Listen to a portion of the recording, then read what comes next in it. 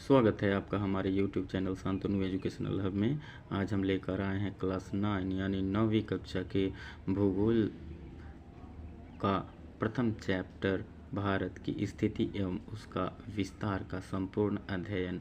छात्रों, किसी भी स्थान का अध्ययन करने के लिए हमें उसके अक्षांश और देशांतर के बारे में पता होना चाहिए, यानी अक्षांश और देशांतर के बारे में पूर्ण जानकारी होनी चाहिए। तो पहले हम अक्षांश और देशांतर के बारे में देख लेते हैं, फिर देखेंगे भारत की स्थिति और उसका विस्तार। छात्रों, अक्षांश ग्लोब या किसी भी मानचित्र पर खींची गई वह काल्पनिक रेखा है जो पश्चिम से पूर्व की तरफ खींची गई रहती है। पश्चिम से पूर्व की तरफ खींची गई हॉरिजॉन्टल यानी क्षैतिज रेखाएं अक्षांश रेखाएं कहलाती हैं। अक्षांश रेखाएं कहलाती है। इन्हें डिग्री में प्रदर्शित किया जाता है, जैसे 1 डिग्री, 2 डिग्री, 3 डिग्री अक्षांश, 0 डिग्री अक्षांश, इस तरह से। अब यह दिखाती क्या है, तो अक्षांश किसी भी पृथ्वी पर स्थित किसी भी स्थान का पृथ्वी पर स्थित किसी भी स्थान का विषुवत रेखा यानी ये 0 डिग्री अक्षांश और उस स्थान के बीच पृथ्वी के केंद्र पर बना हुआ कोण का मान अक्षांश होता है। यानी विषुवत रेखा और उस स्थान के बीच पृथ्वी के केंद्र पर कितना कोण बन रहा है, यह अक्षांश निर्धारित करता है। ये 0 डिग्री अक्षांश जो बीचों बीच है पृथ्वी को 2 भाग में बांट देता है। अगर पृथ्वी को एक गोला के रूप में हम लें तो ये पृथ्वी को 2 भाग में विभाजित करेगा। ऊपर वाला भाग जो है वो उत्तरी गोलार्ध कहलाएगा और नीचे वाला भाग दक्षिणी गोलार्ध कहलाएगा। ये 0 डिग्री देशांतर पृथ्वी के बीचों बीच है। इसके ऊपर वाला भाग उत्तरी गोलार्ध और नीचे वाला भाग दक्षिणी गोलार्ध कहलाता है। दक्षिणी गोलार्ध कहलाता है। दो अक्षांश एक दूसरे के समानांतर होते हैं। ये जितने भी अक्षांश हैं सब एक दूसरे के समानांतर होती हैं और 0 डिग्री अक्षांश से ऊपर 1 डिग्री के अंतराल पर ऊपर 90 डिग्री तक 90 अक्षांश रेखाएं खींची गई हुए और नीचे यानी दक्षिणी गोलार्ध में 1 डिग्री के अंतराल पर 90 अक्षांश रेखाएं खींची गई हैं। अतः कुल अक्षांश रेखाओं की संख्या ऊपर 90, नीचे 90 और एक 0 डिग्री वाला अक्षांश, कुल 181 अक्षांश हो गए। अतः पृथ्वी पर जो काल्पनिक रेखाएं खींची गई हैं अक्षांश रेखाएं पूर्व से पश्चिम की तरफ, उनकी कुल संख्या 181 है। ये एक दूसरे के समानांतर होती हैं और दो क्रमागत अक्षांशों के बीच 111 किलोमीटर की दूरी होती है, जैसा कि इसमें दर्शाया गया है। कुल 111 किलोमीटर की दूरी होती है और अक्षांशों की कुल संख्या 181 होती है। अब शायद आपको अक्षांश के बारे में जानकारी हो गई होगी। ये किसी भी स्थान का उत्तर की तरफ डिग्री में मान या दक्षिण की तरफ डिग्री में मान दर्शाता है। यदि वह स्थान उत्तरी गोलार्ध में है तो उसका डिग्री में अक्षांशीय मान उत्तर की तरफ लिखा जाएगा और दक्षिणी गोलार्ध में है तो उसका भी कोणीय अंश मान या डिग्री में मान दक्षिणी के रूप में लिखा जाएगा। अब हम देशांतर के बारे में देख लेते हैं। छात्रों, आपने ये भी देखा होगा कि ग्लोब पर उत्तर से दक्षिण की तरफ भी उदग्र रेखाएं खींची गई रहती हैं। उत्तर से दक्षिण ध्रुव को मिलाने वाली रेखाएं, ये उत्तर से दक्षिणी ध्रुव को मिलाने वाली उदग्र रेखाएं याम्योत्तर रेखाएं या देशांतर रेखाएं कहलाती हैं।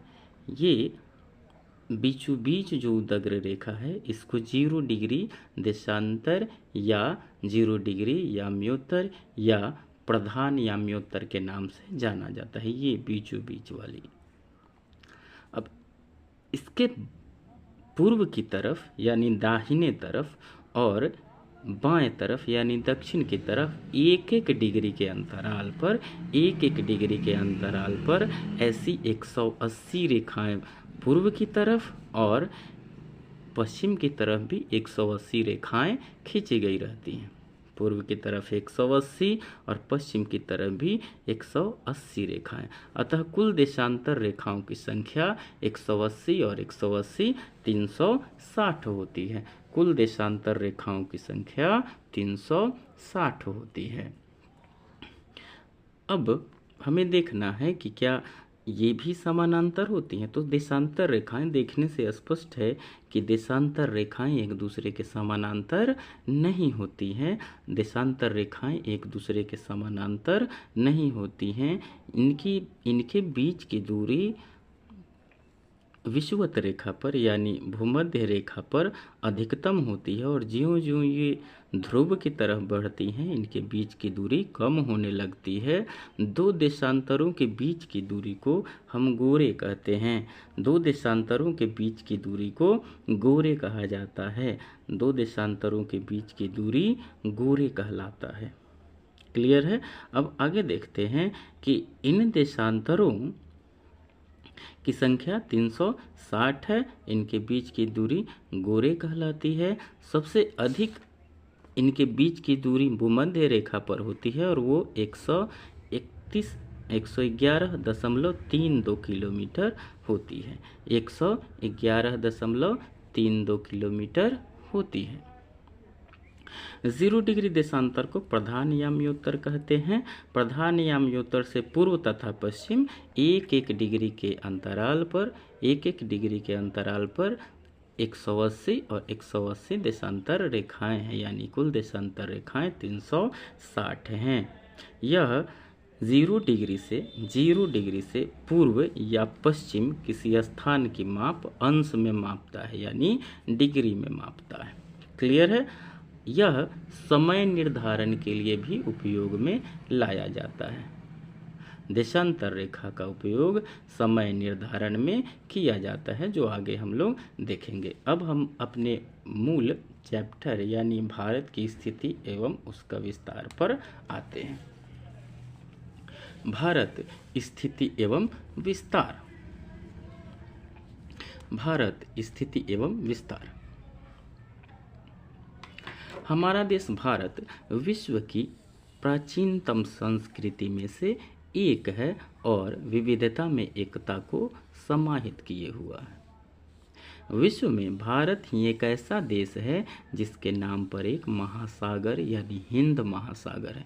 यानी दूसरा कोई देश इस विश्व में नहीं है जिसके नाम पर कोई भी महासागर का नाम हो, लेकिन हिंद महासागर हिंदुस्तान यानी भारत के नाम पर रखा गया है। अब भारत की स्थिति क्या है, यानी उसका अक्षांशीय और देशांतरीय विस्तार क्या है, उसको हम लोग देखेंगे।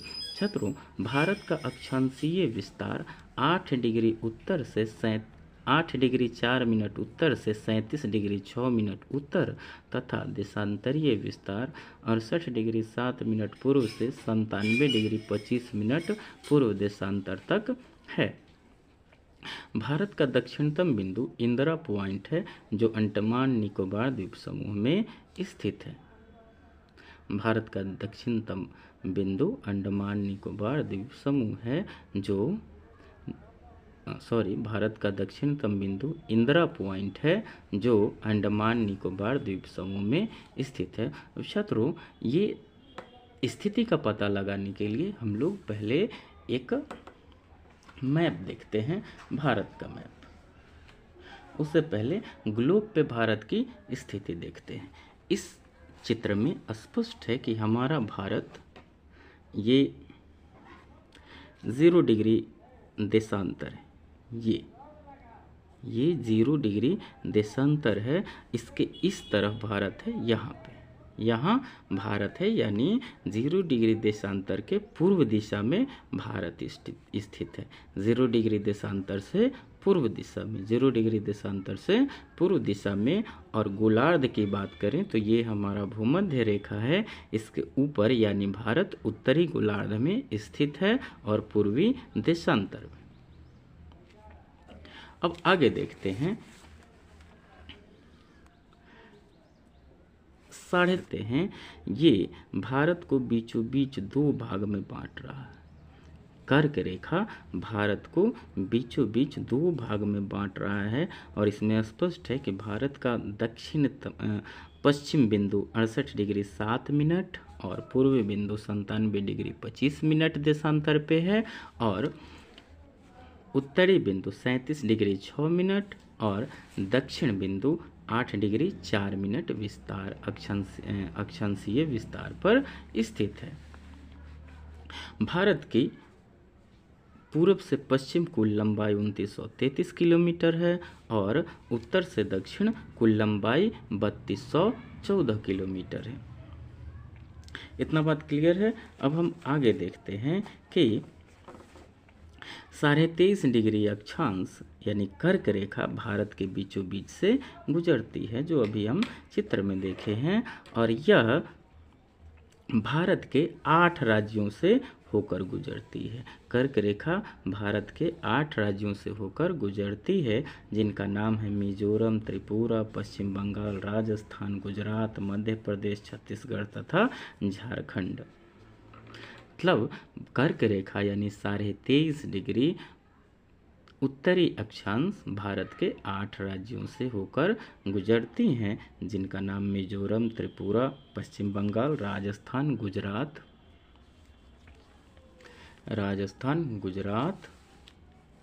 मध्य प्रदेश, छत्तीसगढ़ तथा झारखंड है। इन 8 राज्यों से होकर कर्क रेखा यानी 23.5 डिग्री उत्तरी अक्षांश भारत के बीचों बीच से होकर गुजरती है।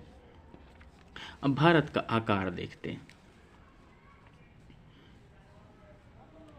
भारत का आकार, छात्रों, भारत का क्षेत्रफल 32.8 लाख वर्ग किलोमीटर है। भारत का क्षेत्रफल 32.8 लाख वर्ग किलोमीटर है, जो विश्व के कुल क्षेत्रफल का 2.4% हिस्सा है। विश्व का कुल क्षेत्रफल का 2.4% हिस्सा भारत रखता है और यह विश्व का 7वां सबसे बड़ा देश है, यानी भारत से बड़े बड़े 6 और देश हैं। अब इसकी पूर्व से पश्चिम की लंबाई जो हमने मैप में देखा है वो 2933 किलोमीटर तथा उत्तर से दक्षिण की लंबाई 3214 किलोमीटर है। पूर्व से पश्चिम की लंबाई 2933 किलोमीटर यानी अरुणाचल प्रदेश से गुजरात तक की लंबाई 2933 किलोमीटर तथा उत्तर से दक्षिण यानी जम्मू कश्मीर लद्दाख से कन्याकुमारी तक के बीच की दूरी 3214 किलोमीटर है। अब विश्व के 10 सबसे अधिक क्षेत्रफल वाले देश एवं उनका क्षेत्रफल और राजधानी नेक्स्ट चैप्टर में हम लोग देखते हैं, नेक्स्ट पेज में देखते हैं। यहाँ पे दिखाई दे रहा होगा आपको कि विश्व की सबसे बड़ी क्षेत्रफल वाला देश, विश्व का सबसे बड़ा क्षेत्रफल वाला देश रूस है, जिसका क्षेत्रफल 170.9 लाख वर्ग किलोमीटर है। रूस सबसे अधिक क्षेत्रफल वाला देश है, जिसका क्षेत्रफल 170.9 लाख वर्ग किलोमीटर और राजधानी मॉस्को है। दूसरा सबसे बड़ा क्षेत्रफल वाला देश कनाडा है, जिसका क्षेत्रफल 99.8 लाख वर्ग किलोमीटर और राजधानी ओटावा है। तीसरा सबसे बड़ा देश संयुक्त राज्य अमेरिका, क्षेत्रफल 98.3 लाख वर्ग किलोमीटर और राजधानी वाशिंगटन डीसी। चौथा बड़ा देश चीन, जो हमारा पड़ोसी भी है, 96.0 यानी 96 लाख वर्ग किलोमीटर लगभग और राजधानी बीजिंग है। पांचवा देश है ब्राज़ील, जो क्षेत्रफल में 85.1 लाख वर्ग किलोमीटर है और राजधानी इसकी ब्राज़ीलिया है।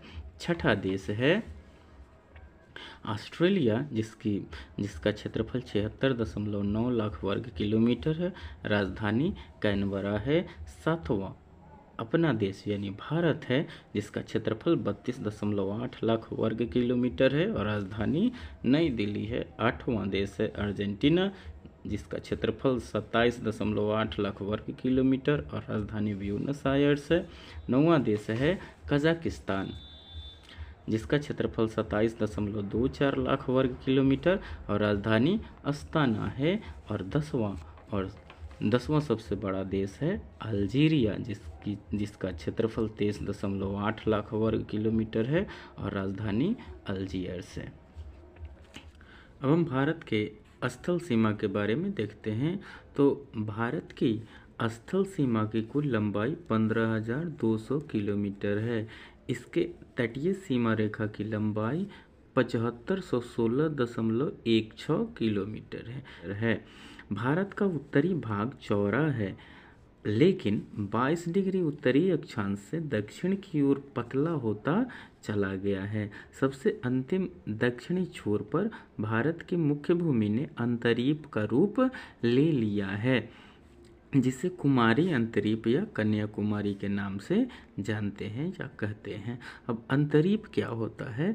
तो अंतरीप समुद्र की ओर मुख्य स्थलीय भाग का निकला हुआ रूप जो 3 ओर से समुद्र से घिरा हो, अंतरीप कहलाता है। अगर भारत के दक्षिणी हिस्से को देखें हम, तो इस तरह से है लगभग उसकी बनावट। इस तरफ अरब सागर, नीचे की तरफ हिंद महासागर और दाहिने तरफ बंगाल की खाड़ी है। अर्थात निचला दक्षिणी भाग भारत का 3 तरफ से समुद्र से घिरा हुआ है, इसीलिए इसको अंतरीप कहते हैं।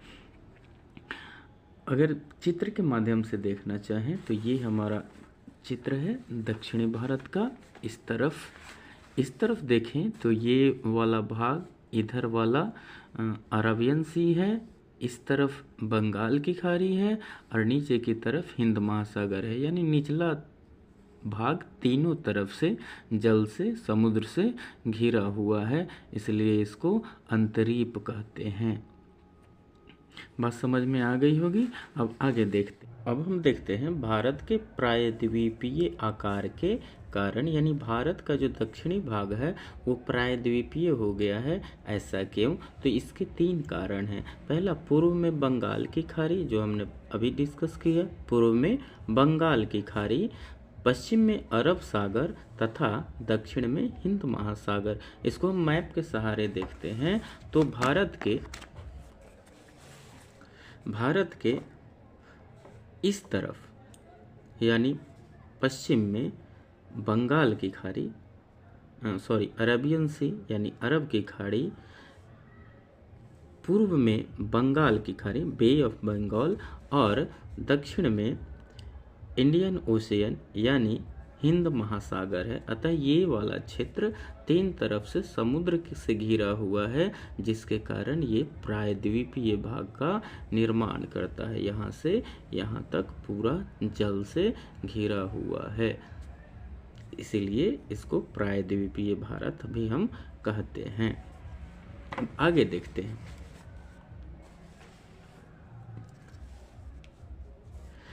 ये 3 समुद्र भारत के दक्षिणी भूभाग को घेरे हुए हैं, जिसके कारण भारत की दक्षिणी भाग प्रायद्वीपीय रूप में है। वही बात जो हम डिस्कस किए अभी कि भारत के दक्षिणी भाग में पश्चिम की तरफ अरेबियन सी, पूर्व की तरफ बंगाल की खाड़ी और दक्षिण की तरफ हिंद महासागर है। यानी भारत का दक्षिण भारत का तीनों तरफ का भाग जल से घिरा हुआ है, जिसके कारण वह प्रायद्वीपीय रूप ले लिया है। अब आगे देखते हैं भारत का मानक देशांतरीय रेखा। भारत का मानक देशांतरीय रेखा, जैसा हमने पहले डिस्कस किया था कि किसी भी स्थान का पता लगाने के लिए या समय निर्धारित करने के लिए देशांतर का सहारा लिया जाता है। और भारत का मानक देशांतर 82.5 डिग्री पूर्वी देशांतर 82.5 डिग्री पूर्वी देशांतर है। ये अत्यंत इम्पोर्टेंट है, इसको ध्यान से देखिए। भारत का मानक देशांतर 82 डिग्री 30 मिनट पूर्वी देशांतर है। यह 82.5 डिग्री पूर्वी देशांतर है। यह उत्तर प्रदेश के इलाहाबाद के नैनी से गुजरती है। यह उत्तर प्रदेश के इलाहाबाद के नैनी से गुजरती है। भारत का देशांतर रेखा, मानक देशांतर रेखा 82.5 डिग्री यानी 82 डिग्री 30 मिनट पूर्वी देशांतर है। यह उत्तर प्रदेश के इलाहाबाद के नैनी से होकर गुजरती है। अब मानक मध्यायन रेखा चुनने के लिए क्या क्या क्राइटेरिया है, इसको हम देख लेते हैं।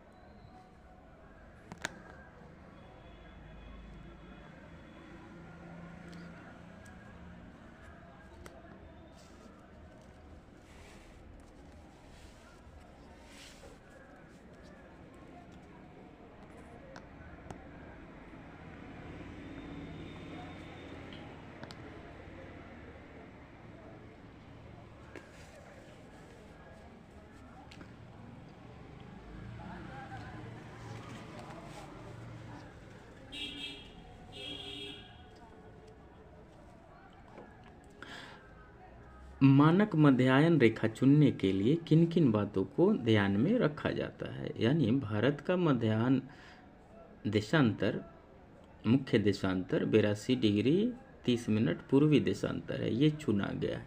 तो किन किन बातों का ध्यान रख के उसका चुनाव किया जाता है, इसको देखते हैं हम। तो पहला शर्त है कि वह रेखा देश के बीचों बीच से गुजरती हो, यानी जो भी देशांतर रेखा किसी देश के लिए या किसी स्थान के लिए दिया जा रहा है, वह उस देश या उस जगह के बीचों बीच से गुजरनी चाहिए। दूसरा कंडीशन है कि रेखा का डिग्री माप 7 डिग्री 30 मिनट का गुणांक हो, ताकि 7 डिग्री 30 मिनट देशांतरीय दूरी पर स्थित स्थानों के बीच 30 मिनट का समयांतर हो, यानी 7 डिग्री 30 मिनट के अंतराल पर, यानी 7 डिग्री 30 मिनट का गुणांक होना चाहिए वो देशांतर, तभी किसी स्थान का देशांतरीय माप उससे किया जा सकता है। यानी 7 डिग्री 30 मिनट का अंतर देशांतरीय दूरी पर होना चाहिए।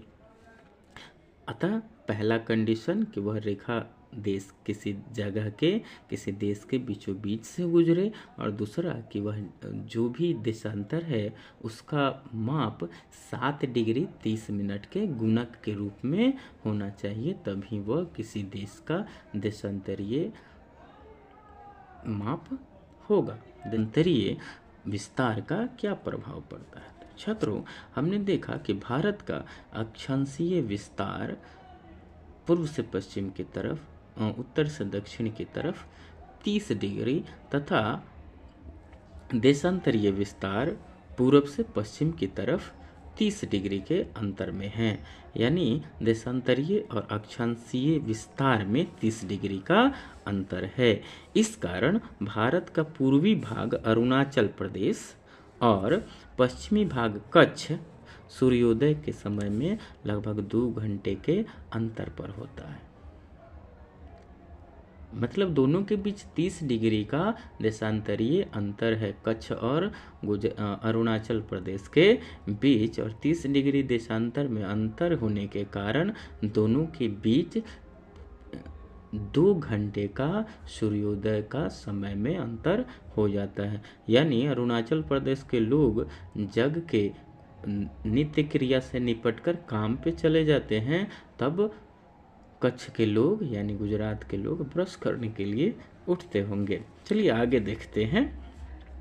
भारत का दक्षिणी भाग 8 डिग्री 4 मिनट उत्तरी अक्षांश से प्रारंभ होता है, अतः यह विषुवत रेखा से काफ़ी नज़दीक है। भारत का दक्षिणी भाग यानी केरल, तमिलनाडु, आंध्र प्रदेश, कर्नाटक की तरफ का हिस्सा जो है वह विषुवत रेखा से काफ़ी नज़दीक है, जिस कारण सूर्य की किरणें सीधी चमकती हैं और इस कारण अधिक गर्मी पड़ती है। जो भी जगह विषुवत रेखा से जितना नज़दीक होगा वहाँ पे सूरज उतनी तेज़ी से चमकेगी और वहाँ पे उतना अधिक गर्मी पड़ेगा। अब चूँकि भारत का दक्षिणी हिस्सा सूरज के विषुवत रेखा के काफ़ी नज़दीक है, जिस कारण से यहाँ पे अधिक गर्मी पड़ती है। लेकिन उत्तरी भाग 37 डिग्री 6 मिनट उत्तरी अक्षांश पर है, जो विषुवत रेखा से काफ़ी दूर है, जो विषुवत रेखा से काफ़ी दूर है। अतः सूर्य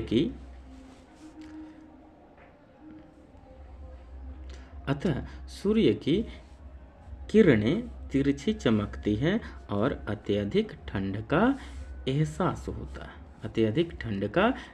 होता है। अतः भारत का उत्तरी भाग दक्षिणी भाग की अपेक्षा अधिक ठंडा है।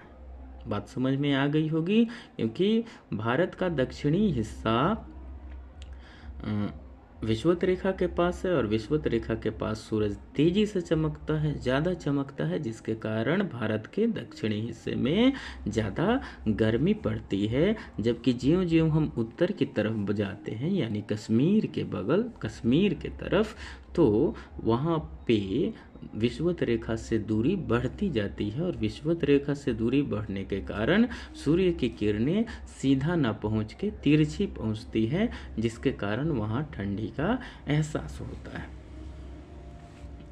आगे देखते हैं कि भारत का समय ग्रीनविच के मानक समय से 5 घंटे 30 मिनट आगे है। भारत का मानक समय ग्रीनविच के मानक समय से 5 घंटे 30 मिनट आगे है।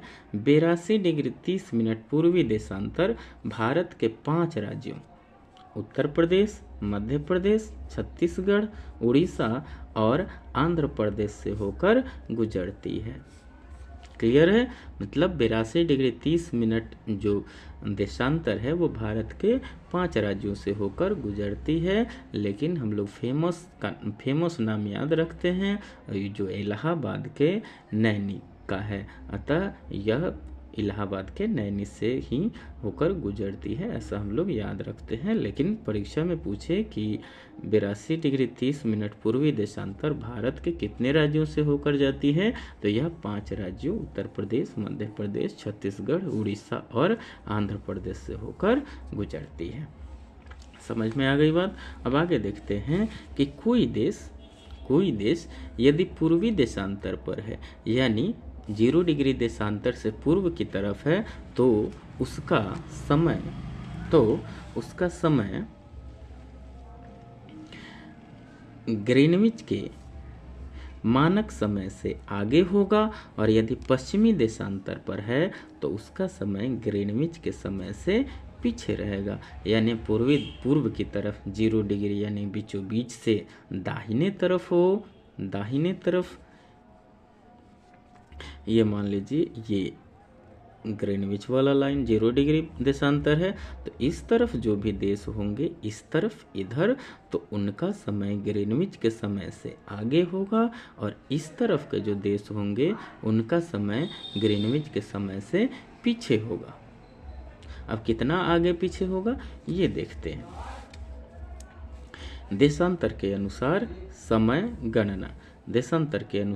समय की गणना। पृथ्वी पश्चिम से पूर्व की ओर गति करती है। पृथ्वी पश्चिम से पूर्व की ओर अपने अक्ष पर गति करती है, अर्थात वह 24 घंटे में अपने अक्ष पर 360 देशांतर घूमती है, मतलब 360 डिग्री का कोण बनाती है, और प्रत्येक कोण पर एक देशांतर होता है। अतः 360 देशांतर घूम जाती है 24 घंटे में पृथ्वी। अब इसको देखते हैं कि चूंकि 360 देशांतर 24 घंटे में पृथ्वी घूमती है, इसलिए एक देशांतर घूमने में उसको 24/360 घंटा यानी 4 मिनट का समय लगेगा। भारत के एक देशांतर पार करने में पृथ्वी 4 मिनट का समय लेती है। एक देशांतर पार करने में पृथ्वी 4 मिनट का समय लेती है। क्लियर? भारत के पड़ोसी देश कौन कौन है और उसका भारत के साथ कैसा संबंध है, इसको देखते हैं।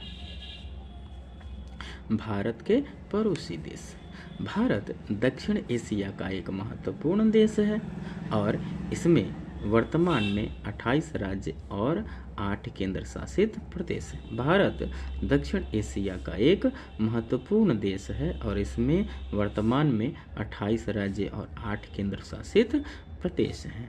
कितने राज्य हैं? 28 और केंद्र शासित प्रदेश कितने हैं? 8 हैं। भारत की स्थलीय सीमाएं उत्तर पश्चिम में पाकिस्तान और अफगानिस्तान के साथ, उत्तर में चीन यानी तिब्बत जिस पर अभी चीन का शासन है, नेपाल और भूटान के साथ तथा पूर्व में म्यांमार और बांग्लादेश के साथ है। यानी भारत की स्थलीय सीमाएं किन किन देशों के साथ जुड़ी हुई हैं ये बताया गया है। दक्षिण में समुद्र पार हमारे दो पड़ोसी देश हैं, द्वीप समूह हैं, एक्चुअली वो श्रीलंका तथा मालदीव हैं। भारत और श्रीलंका के बीच समुद्री रास्ता पाक जल संधि तथा मन्नार की खाड़ी है। मतलब श्रीलंका भारत के मुख्य मार्ग से, भारत के मुख्य जमीन कहें उसको या मुख्य क्षेत्र कहें, वहाँ से भारत के लैंड से मात्र 24 किलोमीटर की दूरी पर है। मालदीव लक्षद्वीप समूह के दक्षिण में स्थित है। मालदीव लक्षद्वीप जो भारत के दक्षिणी भारत के पश्चिमी भाग में स्थित है, वहाँ से दक्षिण में स्थित है। लक्षद्वीप जो अरब सागर में स्थित है, उसके पश्चिम में दक्षिण में मालदीव देश स्थित है। मालदीव एक द्वीप समूह है जो लक्षद्वीप के दक्षिण में स्थित है। ठीक है, अब देखते हैं सार्क के बारे में। सार्क का फुल फॉर्म होता है south Asian association for regional cooperation या दक्षेस। सार्क का फुल फॉर्म होता है south Asian association for regional cooperation. ठीक है, south Asian association for regional cooperation. दक्षिण एशियाई क्षेत्रीय सहयोग संगठन। दक्षिण एशियाई क्षेत्रीय सहयोग संगठन। दक्षिण एशियाई क्षेत्रीय सहयोग संगठन नाम से स्पष्ट है कि इसमें दक्षिण एशिया के ही देश समाहित हैं, शामिल हैं। इसमें दक्षिण एशिया के 8 देश शामिल हैं। पहले 7 देश शामिल थे। इसकी स्थापना 8 दिसंबर 1885 ईस्वी को भारत, पाकिस्तान, श्रीलंका, नेपाल, भूटान, बांग्लादेश तथा मालदीव द्वारा की गई थी। बाद में 2005 में इसमें अफगानिस्तान को भी शामिल कर लिया गया। अतः इसमें कुल सदस्यों की संख्या 8 है। दक्षिण में कितने सदस्य हैं? 8 है। स्थापना कब हुई थी? 8 दिसंबर 1985 ईस्वी को। इसमें शुरू में कितने सदस्य थे? 7। बाद में 2005 ईस्वी में अफगानिस्तान को भी जोड़ लिया गया। अतः इसमें अब कुल 8 सदस्य हैं। ठीक है, बात समझ में आ गई होगी।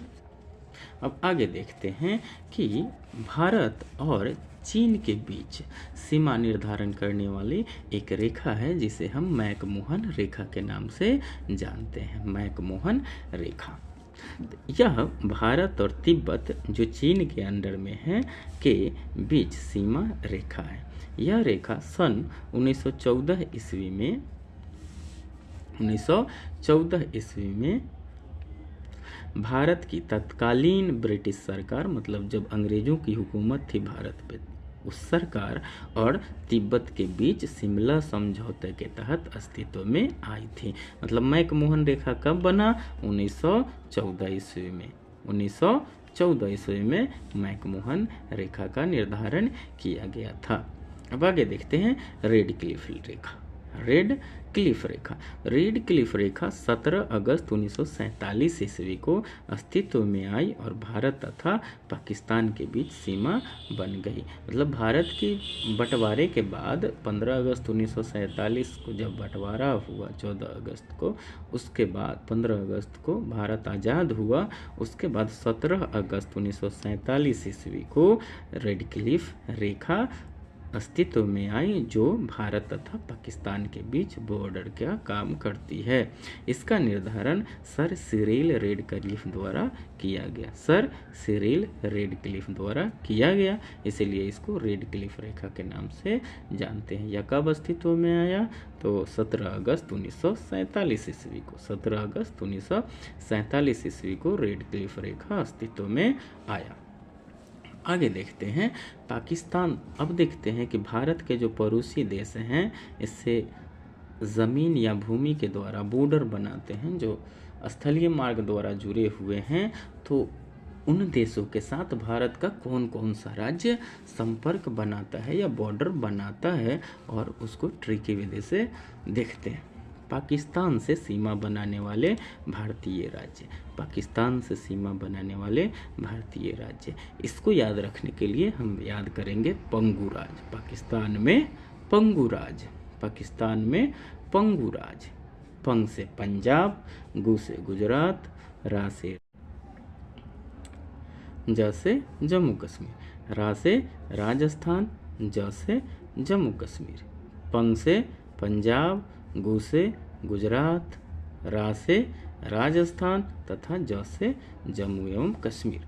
अब बांग्लादेश से सीमा बनाने वाले भारतीय राज्य कौन कौन से हैं? तो इसको याद करने के लिए याद करेंगे मी में त्रि प असम, मी में त्रि प असम, मी से मिजोरम, मे से मेघालय, त्रि से त्रिपुरा, प से पश्चिम बंगाल एवं अ से असम से असम।